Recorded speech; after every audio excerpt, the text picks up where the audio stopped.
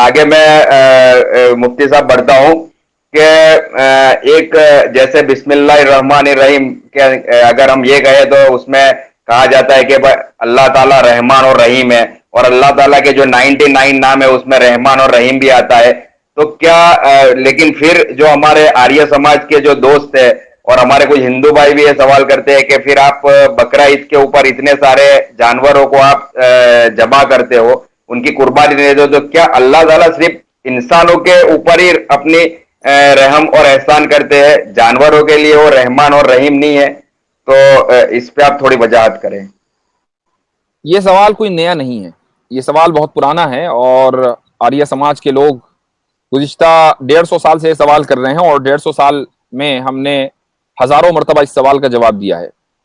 इसीलिए इस सवाल का जवाब मेरे पास एक नहीं है बल्कि 5 है, ठीक है। और उसके लिए थोड़ा सा मुझे वक्त दरकार होगा इन 5 जवाबों को मुख्तसरन बयान करने में, ठीक है जी। सबसे पहली बात तो ये समझिए कि हम अगर जानवरों को बगैर किसी अल्लाह ताला की इजाजत के, बगैर अल्लाह ताला की, बगैर जो कि मालिकुल मुल्क है, पूरी कायनात का मालिक है, उसकी इजाजत के बगैर अगर हम जानवरों को सताएं तब तो वाकई जुल्म हो। लेकिन जब हम अल्लाह को, परमेश्वर को मालिकुल मुल्क मानते हैं, यानी इस पूरी कायनात का मालिक मानते हैं, तो कायनात के अंदर तो जानवर भी तो आ गए ना, तो जानवरों का भी मालिक है। अब अगर वो ये कहता है कि भाई इन जानवरों को तुम खा सकते हो और उन जानवरों को ना खाओ, इस उसकी इजाजत के बावजूद भी अगर हम उन जानवरों को हलाल न समझें तो ये बड़ा जुल्म है कि मालिक ने अलाउ कर दिया, उसके बावजूद भी हम उसको हलाल नहीं समझ रहे हैं। ये ज्यादा जुल्म है, बड़ा जुल्म है। एक तो बात ये है। दूसरी बात, दूसरा जवाब देखिए, जुल्म आपने कहा कि भाई जानवरों को खाना जुल्म है। जुल्म के मुख्तलिफ दर्जात हैं, ठीक है, कम दर्जे का जुल्म, ज्यादा बड़े दर्जे का जुल्म, लेकिन जुल्म होने में सब चीजें सब बराबर के शरीक होते हैं। मिसाल लीजिए, अगर आपके नजदीक जानवर को काटना और उसको खाना जुल्म है, तो फिर भाई जानवर के ऊपर सवारी करना भी जुल्म है। क्योंकि आप जानवर से पूछ के नहीं बैठते उसकी पीठ के ऊपर कि जी जनाब मैं आपकी पीठ के ऊपर सवारी कर सकता हूं कि नहीं, और वो सर हिलाकर जवाब देता हो कि हाँ जी बैठ जाओ। ऐसा नहीं होता। आप आपने उसको खरीदा, आप उसके मालिक हैं, आप उसके ऊपर, उसकी पीठ के ऊपर बैठ जाते हैं, ये भी जुल्म का एक दर्जा है, ठीक है। उससे दूध निकालना, गाय का दूध निकालना, क्या आपने गाय से पूछा है कि जी दूध निकाल लें आज, या आज आप अपने बछड़े को पिलाएंगी? ऐसा तो नहीं होता ना। आप सिर्फ इसलिए कि मेरी मिल्कियत में ये गाय है इसलिए मैं इसका दूध निकालूंगा, महज इस वजह से आप उसका दूध निकाल लेते हैं। ये भी एक जुल्म है, क्योंकि जो चीज उसने आप, यानी मैं आपसे कोई चीज आपकी इजाजत के बगैर ले लूं तो क्या ये नहीं कहा जाएगा कि मैंने आपके ऊपर जुल्म किया? और आप जो है गाय का दूध उसकी इजाजत के बगैर ले रहे हैं, ये भी जुल्म का एक दर्जा है। तो ऐसे ही अगर गोश्त खाना या किसी जानवर को हलाल करना, जिबा करना, अगर ये जुल्म है तो ये भी सारे जुल्म हैं, क्योंकि ये बगैर इजाजत के आप जानवर की इजाजत के बगैर करते हैं। जुल्म होने में सब शरीक है। आप ये कह सकते हैं कि एक छोटा जुल्म है, एक बड़ा जुल्म है, लेकिन अगर आप छोटे जुल्म को जायज करार समझते हैं और उसको मुनासिब समझते हैं तो फिर बड़ा जुल्म जो है उसको भी जायज समझिए, ठीक है। आगे चलिए, मिसाल के तौर पर तीसरा जो जवाब है वो ये है कि हम बहुत आसानी के साथ इस बात को नॉर्मल समझते हैं कि जानवर की पीठ के ऊपर हम सवार हों, लेकिन जब हम जानवर के ऊपर सवार होते हैं ना, तो जानवर का जो जिस्म है वो हमारे जिस्म की सवारी बनता है, ठीक है। लेकिन अगर हम उसी जानवर को मसलन हलाल करें, जिबा करें और उसको खा लें, अब जो उसका गोश्त है वो हमारी रूह की सवारी बनता है, ठीक है। जब तक कि हमने उसको नहीं खाया वो हमारे जिस्म की सवारी है, जब हमने उसको खा लिया अब वो हमारे रूह की सवारी है। जिस्म और रूह के दरमियान अगर आप कंपैरिजन करें ना, तो रूह जो है वो हमेशा आला और यानी बुलंद चीज, पवित्र, हाँ वो ज्यादा पवित्र, उसको सटल कहते हैं, वो लतीफ है। और जो जिस्म है वो एक अदना दर्जे का है। यही वजह है कि रूह जल्दी गंदगी कबूल नहीं करती, लेकिन जिस्म जो है रोजाना गंदा होता है। और अगर रूह गंदी होती है तो वो जिस्म के गंदा होने की वजह से गंदी होती है। तो ये चीज जानवर के लिए भी शरफ और उसकी इज्जत का बाइस है कि वो पवित्र चीज की सवारी बने, ना कि वो उस चीज की कि जिस जिस्म के ऊपर गंदगी दिन रात लगी रहती है, ठीक है। ये आपका तीसरा जवाब हुआ।